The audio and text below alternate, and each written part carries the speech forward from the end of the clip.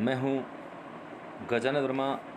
कक्षा 12 के लिए विषय अनिवार्य हिंदी, पुस्तक संवाद सेतु, पाठ संख्या 7, विविध प्रकार के लेखन। अब इसमें पाठ संख्या 4 में दिया जा रहा है संपादकीय लेखन। हमारे जहन में ये विचार आता है कि संपादकीय होता क्या है, संपादक होता क्या है। ये हमारे अखबार के बाएं पृष्ठ पे आजकल लिखते हैं पत्रिकाएं, उसको संपादक बोलते हैं। ये कोई पत्रकार नहीं होता, पत्रकार से अलग होता है संपादक। संपादकीय लेख जो अखबार में छपता है बड़ा महत्वपूर्ण होता है। इसको अखबार की जान कहते हैं, इसको अखबार की आत्मा कहते हैं। संपादकीय लेख के बिना अखबार अधूरा माना जाता है। अखबार को अधूरा माना जाता है क्योंकि संपादकीय लेख के अंदर वो सारी बातें लिखी जाती है जो हम अखबार में नहीं पढ़ पाते हैं। किसी स्थान पर घटने वाली घटना यूं ही छाप दी जाती है। कोई मुद्दा है, कोई बहस है, कोई ऐसी समस्या अखबार में नहीं छापी जाती। किंतु कोई बहस है, कोई मुद्दा है या इस तरह की बातें अखबार नहीं छाप रहा तो उनको संपादकीय लेख में छापे जाते हैं।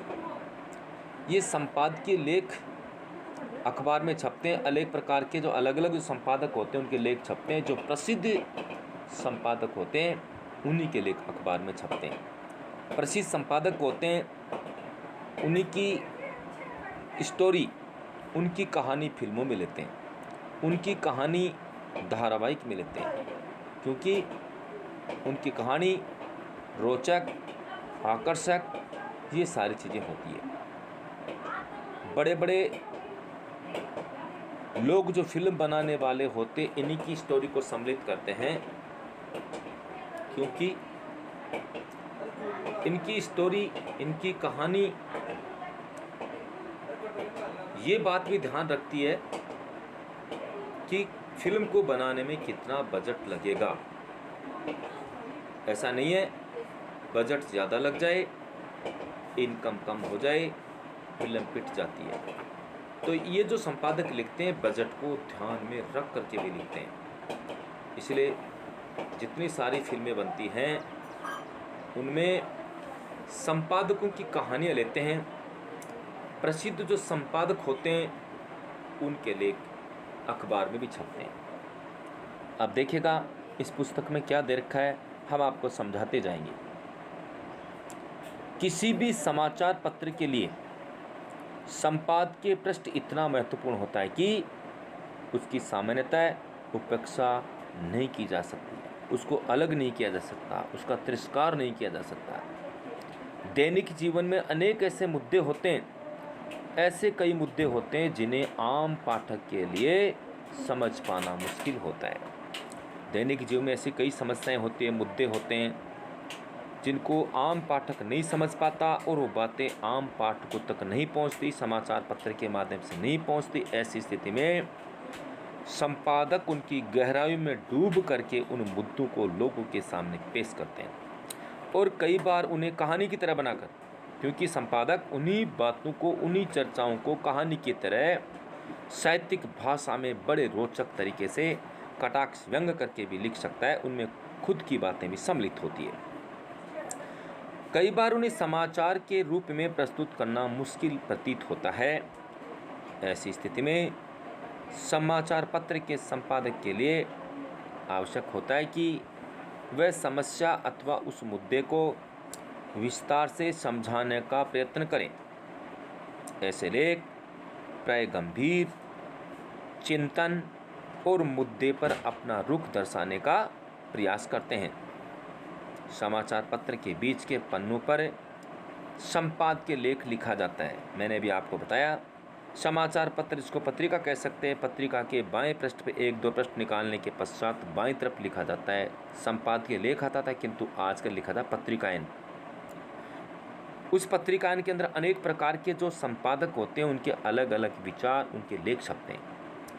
प्रसिद्ध लेखक जो होता है, प्रसिद्ध जो संपादक होता है, उनके लेख विदेशों में छपते हैं, विदेशों के लेख यहाँ भी छप जाते हैं, नाम से छपते हैं।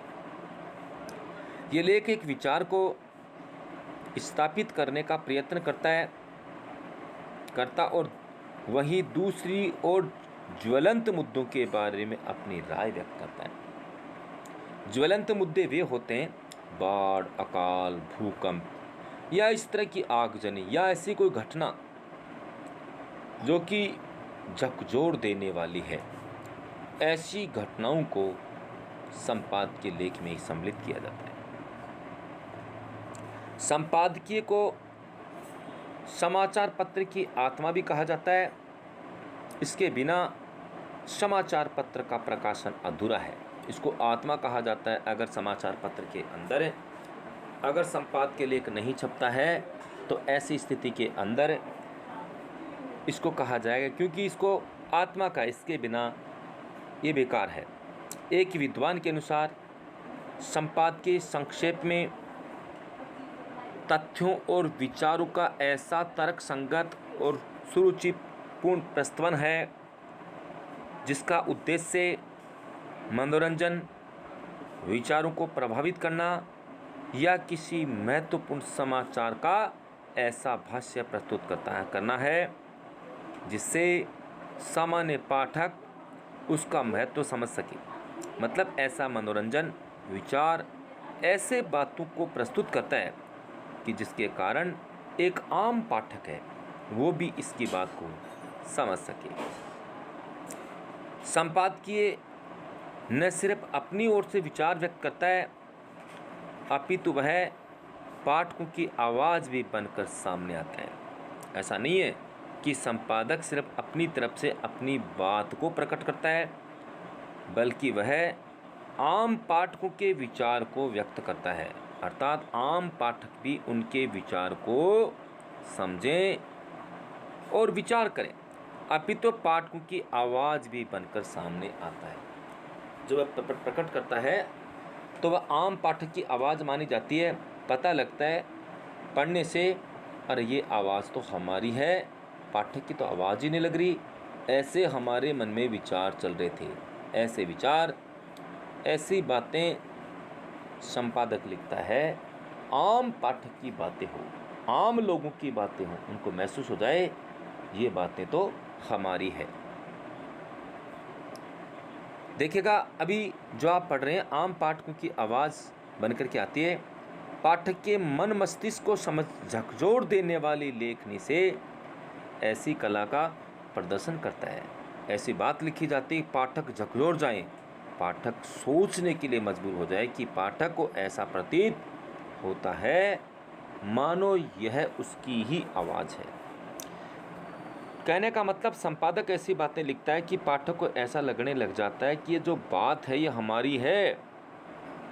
ऐसा करना दुष्कर कार्य है, क्योंकि संपादक को लाखों पाठकों की सोच को समझने की आवश्यकता होती है। ऐसा करना बड़ा मुश्किल है कि अधिकतर लोग उस बात को पसंद करें, लोगों से बिना पूछे लोग पसंद करें। ऐसी बातें छापे तो उनको कितना विचार करना होता है तथा उनके विचारों में संतुलन बनाने की भी आवश्यकता होती है ताकि प्रत्येक पाठक के लिए वह पठनीय बन जाए।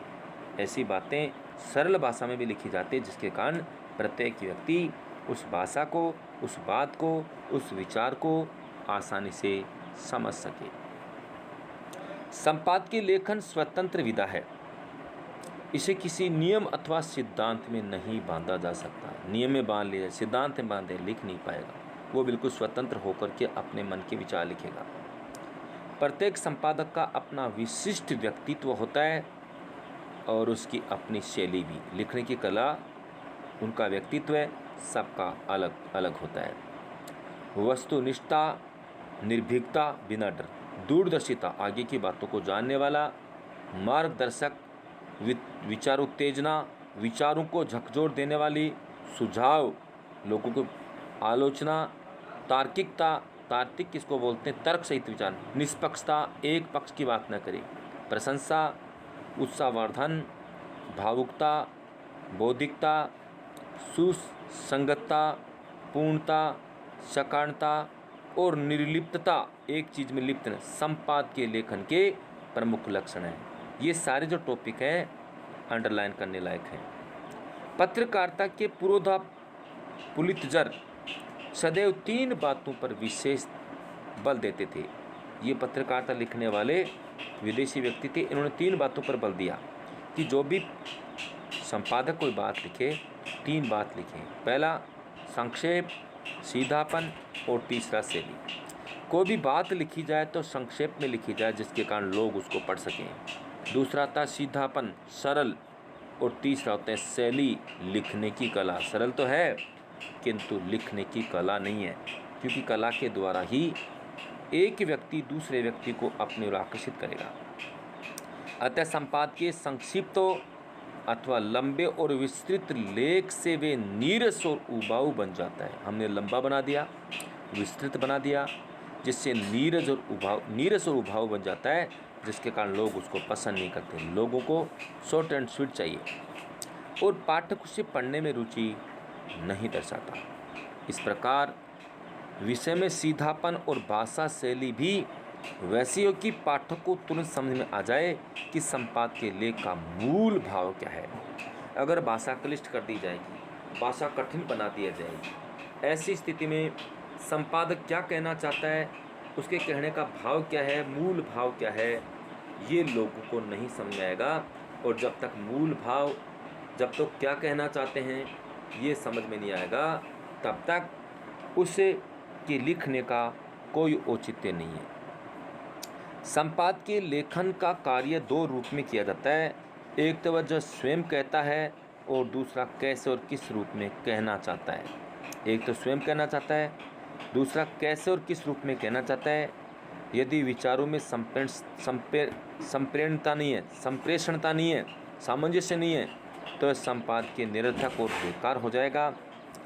संपादकीय लेखन कार्य से पूर्व संपादक को विशद ज्ञान की आवश्यकता है। कोई भी संपादक अगर मान लीजिए किसी लेख को लिखना चाहता है तो उस संपादक को विषय के बारे में गहरा ज्ञान होना चाहिए।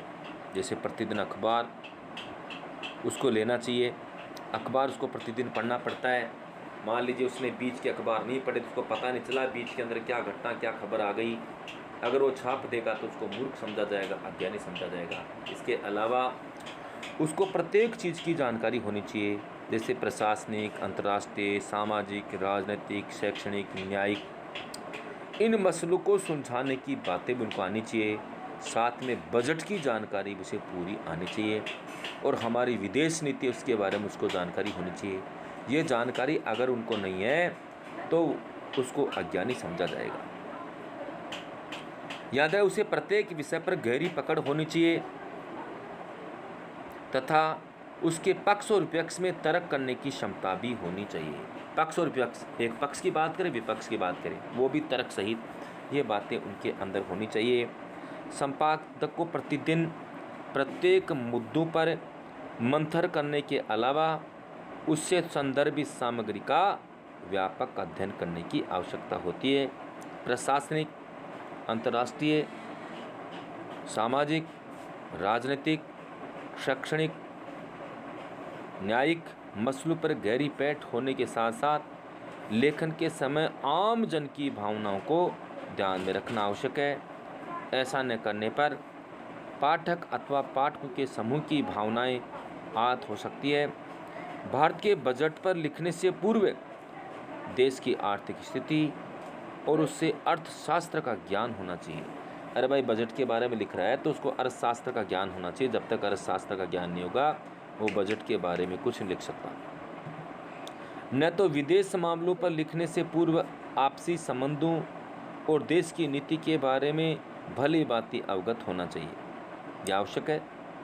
संक्षिप्त में यदि ये कहा जाए कि संपादक को सभी क्षेत्रों के विषय के ज्ञान के साथ साथ पाठकों, अभिरुचि और उनकी जिज्ञासा वृत्ति का मूल्यांकन करने की क्षमता भी होनी चाहिए। क्या करें?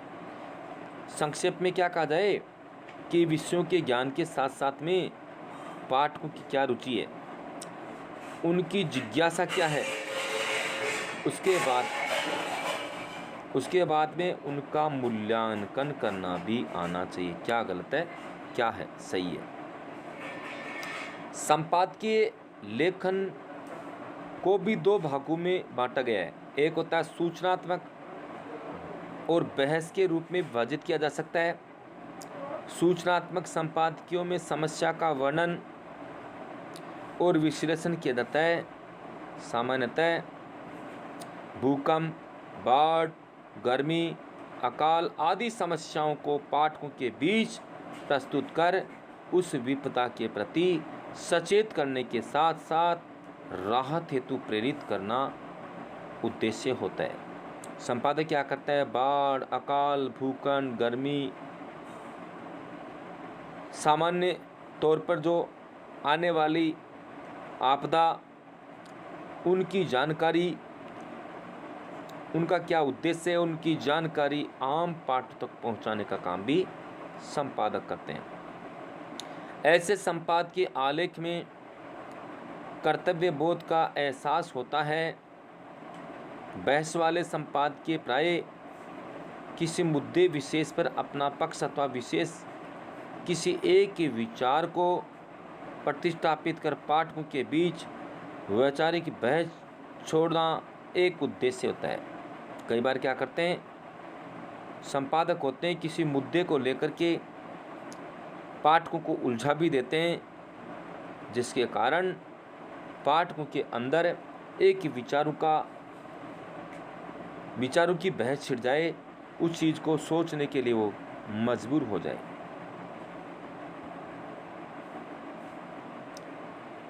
हाँ, यदि संपादकीय लेखन की प्रक्रिया का क्रम तय करना होता निम्न रूप में किया जा सकता है। यहाँ दे रखा है विषय प्रवेश एवं विस्तार, विषयानुरूप सामग्री का संकलन, विषय का चयन, विषय का निष्कर्ष और शीर्षक। देखिए, विषय का चयन संपादकीय लेखन के लिए सबसे पहले विषय का चयन करना आवश्यक होता है। क्या विषय चुनना चाहता है, किस पे बोलना चाहता है। विषय चुनने की समसामयिकता पहली कसौटी है। ज्वलंत और ताज़ा मुद्दों पर भी संपादकीय लेखन किया जा सकता है। वैसे तो क्या है कि 15 दिन 20 दिन पहले जो घटना होती है उसके बाद में उनको लिखा जाता है, पूरी चीज़ें कलेक्शन करने के बाद में ज्वलंत मुद्दों पर बताया जाता है। अतः ऐसे विषयों का चयन करना चाहिए जो कि समयानुसार महत्वपूर्ण और रुचिकर हो। विषय चयन में उस दिन की समस्त घटनाओं पर दृष्टिपात करने के उपरांत उस विषय पर अपना मत निर्धारण किया जाता है। पूरी बातें लिखने के बाद में खुद का विचार भी लिखा जाता है। संपादकीय लेखन के विषय चयन में प्रादेशिक, राष्ट्रीय और अंतर्राष्ट्रीय मुद्दे हो सकते हैं। विषय चयन में समाचार पत्र के प्रकाशन स्थल और प्रसार क्षेत्र के अलावा पाठकों को भी दृष्टि में रखा जाता है। दूसरा रखा है विषयानुरूप सामग्री का संकलन। विषय निर्धारण के उपरांत आवश्यकता होती है सामग्री के संकलन की।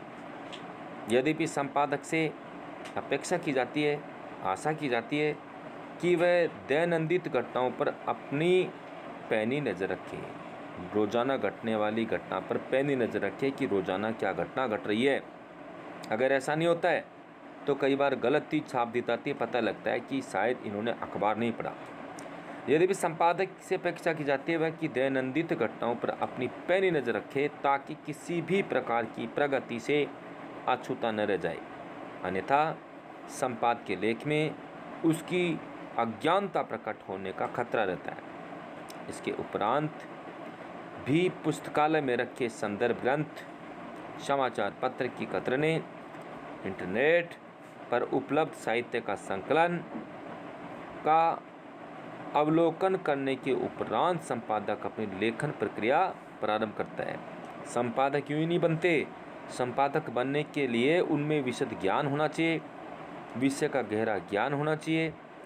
इसके अलावा वो पुस्तकालयों के अंदर संदर्भ ग्रंथ उनको खोज करते हैं, वो भी रखते हैं। समाचार पत्र की कतरने, इंटरनेट बहुत सारी सामग्री इनके पास होती है, तब जा कर के ये लिखते हैं, और प्रतिदिन अखबार भी उनको पढ़ना होता है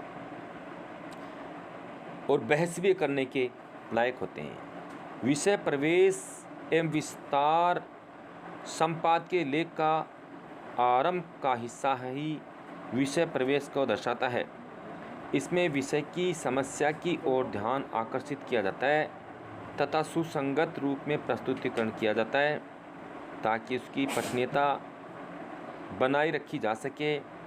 विस्तार करते समय विषय को भली भांति समझ देने की बात अपने विचारों तथा तर्कों का प्रस्तुतिकरण करता है ताकि पाठक भी विषय पर अपनी राय के साथ तर्क करने लगे। अच्छे संपादक के लिए यह आवश्यक है कि अपने विचारों के प्रतिपादन में पाठक में वैचारिक संघर्ष पैदा कर दें और वह नए चिंतन की ओर अग्रसित हो। मतलब विचार करने के लिए पाठकों को मजबूर कर दे, नई विचार करे। चौथा है विषय का निष्कर्ष। संपादकीय लेखन का अंतिम भाग में संपादक अपनी ओर से विषय, घटना अथवा किसी मुद्दे पर अपना विचार निष्कर्ष रूप में व्यक्त करता है। निष्कर्ष पाठक के मस्तिष्क को झकझोर देने वाला होता है। कई बार संपादक अपनी ओर से निष्कर्ष के साथ ही एक बहस को भी जन्म देता है जो पाठकों के बीच बनी रहती है। ऐसा मुद्दा छोड़ जाता है कि लोग उसको ढूंढते फिरते हैं, विचार करते रहते हैं। अब देखिए शीर्षक। संपूर्ण लेखन के उपरांत संपादक को अपने लेख के शीर्षक का निर्धारण करना होता है, क्योंकि शीर्षक सबसे प्रभावी होता है, 1-2 लाइन में होता है। शीर्षक से ही किसी लेख की सुंदरता बढ़ती है। शीर्षक ही संपूर्ण लेखन की जान होता है, क्योंकि पाठक का ध्यान आकर्षित करने के लिए सर्वप्रथम शीर्षक ही कारगर साबित होता है। आज आपको हमने ये टॉपिक नंबर 4 जो बताया अभी, संपादकीय लेखन, ये बता दिया है। आज बस इतना ही, बाकी कल। धन्यवाद।